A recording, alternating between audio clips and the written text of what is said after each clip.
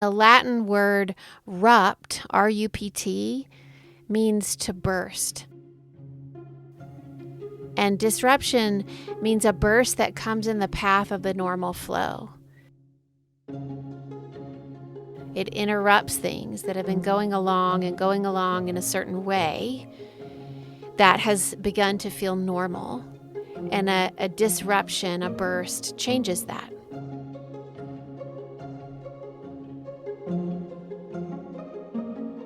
This past weekend, I was at a park with my family, and let me just tell you that I was feeling really raw, like right from the get-go of the day. Like when I woke up, and I don't really know why, I just woke up with this irritation and this sensitivity. So we're at the park, and I was following Coretta around, and I overheard Matt say hello to somebody. And it was a guy who was there with his daughter. And Matt said something like, "Is your name Cody? I think we went to school together when we were kids. My name is Matt Cooper." And the guy was like, "Oh, yeah."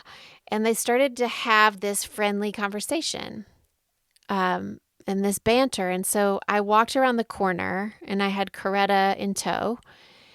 And I smiled at him. I smiled at Matt.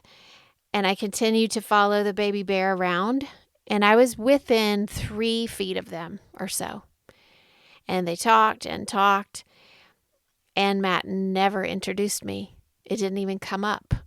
And I was 3 feet away, and it just didn't come up.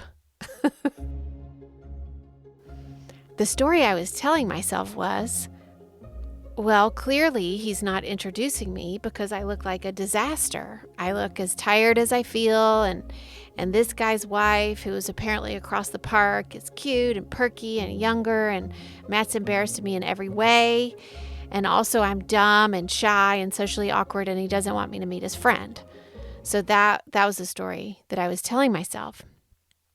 And I will remind you that I had woken up that morning with no skin and every tendency to feel wounded and destroyed. And I was so ready for exactly this to happen. And so the story I was telling myself escalated as he continued to talk to this guy and ignore me, still 3 feet away, until finally I couldn't take it any longer. And I waited for a break in their conversation, and while the guy was kind of distracted talking to his daughter, I said to Matt, "Why are you not introducing me?" Well, he apologized and he rectified it, and he introduced me and assured me that he was distracted and whatever, just kind of a dumb oversight.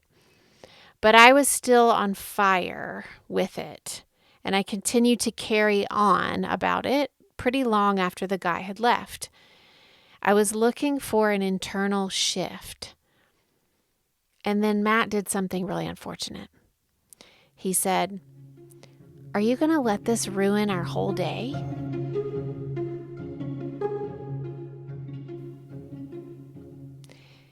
Well, yes. Yes, I am. I am willing to let this ruin the whole day. Not surprisingly, my fears about why he wasn't introducing me, they were false. Those fears were false, it turns out. And we demystified them together after I talked with him. But the disruption had landed us somewhere new. And I wasn't really willing to go backwards.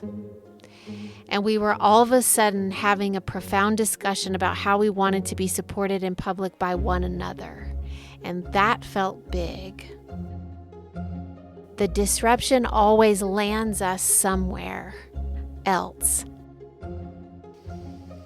Disruption transports us out of the status quo, out of the regular, and it puts us in the face-to-face possibility of transformation.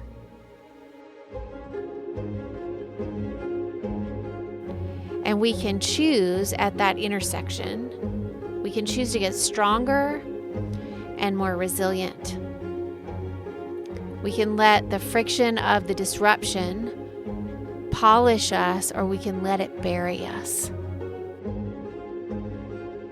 And the disruption of the status quo, of the normal flow, is necessary in order for us to avoid this stagnancy and complacency that happens to us as humans.